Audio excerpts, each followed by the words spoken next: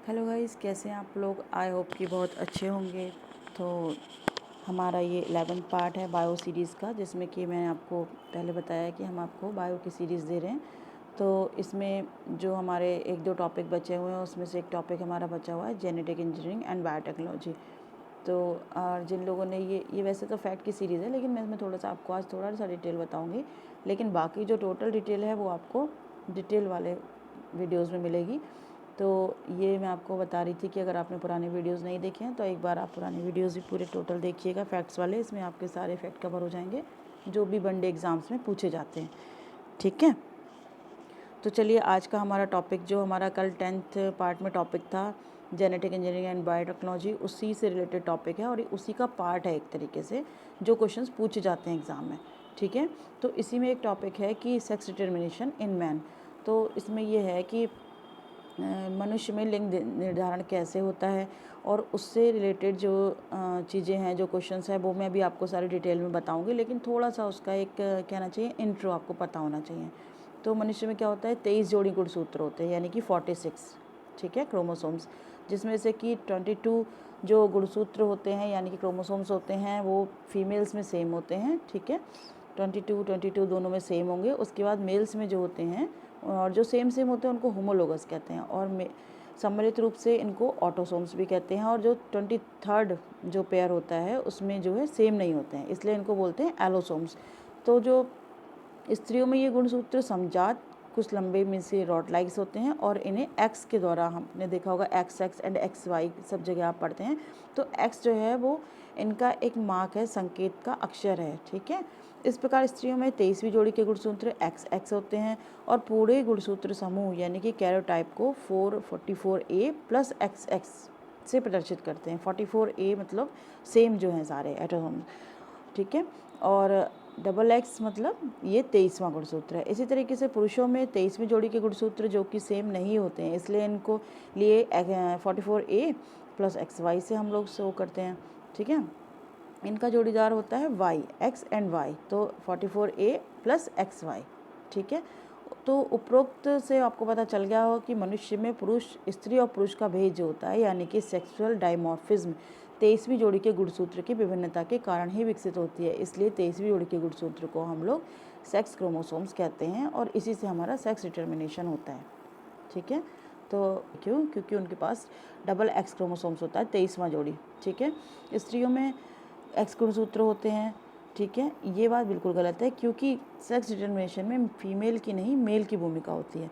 वो इसीलिए क्योंकि वाई जो है क्रोमोसोम्स वो निर्धारित करता है कि मेल होगा या फीमेल होगा, क्योंकि Y is responsible for female. ठीक है, पुरुष जिन संगठन होता है XY, यानी कि जो 23वां जोड़ी गुणसूत्र होता है।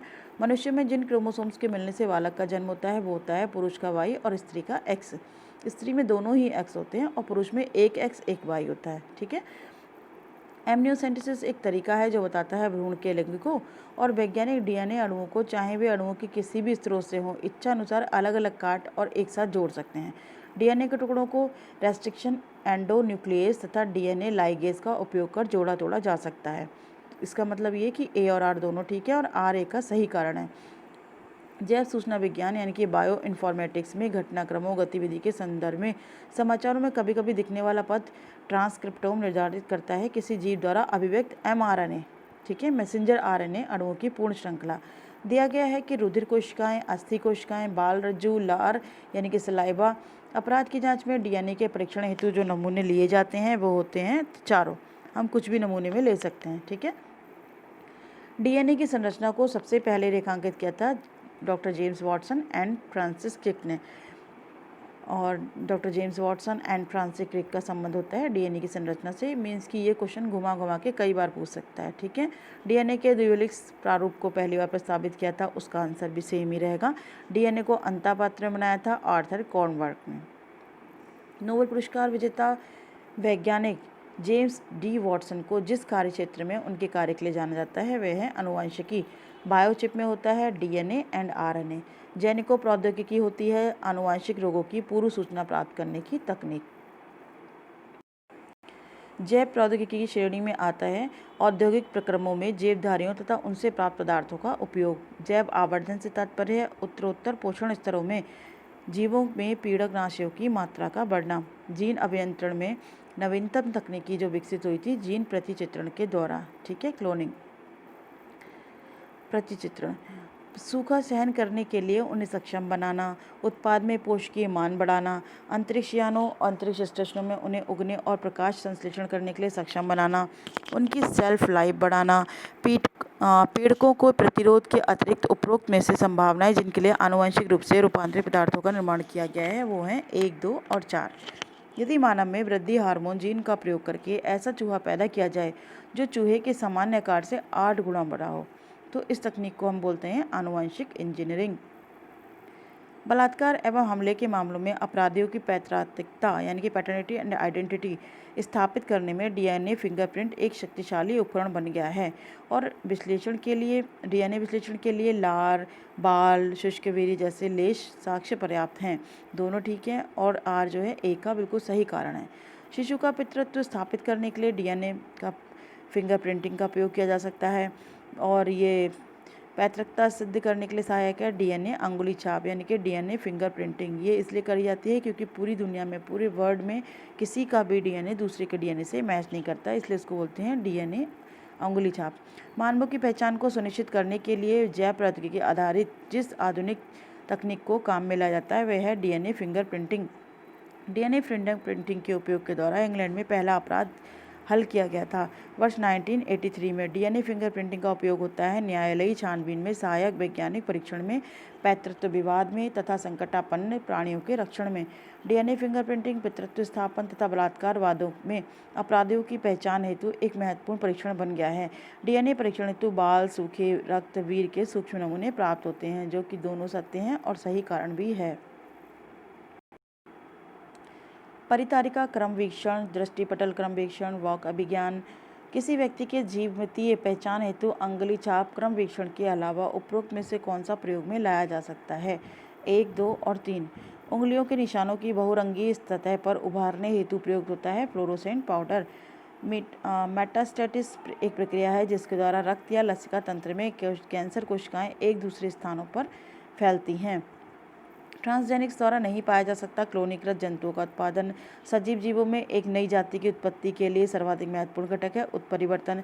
जीन के भीतर अनुक्रम आधार परिवर्तन कहलाता है उत्परिवर्तन। जब एक जीन 2 या 2 से अधिक भिन्न भिन्न लक्षणों को एक साथ नियंत्रित करता है तो वो तथ्य कहलाता है बहुप्रभाविकता। जीन चिकित्सा में एक त्रुटिपूर्ण जीन के कार्य को ठीक करने हेतु कोई दूसरे सही जीन को प्रविष्ट किया जाता है। ठीक है, जीन चिकित्सा में यानी कि जो हम बायोटेक्नोलॉजी या जेनेटिक इंजीनियरिंग जो भी हम करते हैं, अगर कोई जीन हमारी ख़राब है तो उसको हम निकाल के उसकी जगह जो है दूसरे जीन को उसमें एंटर करा देते हैं।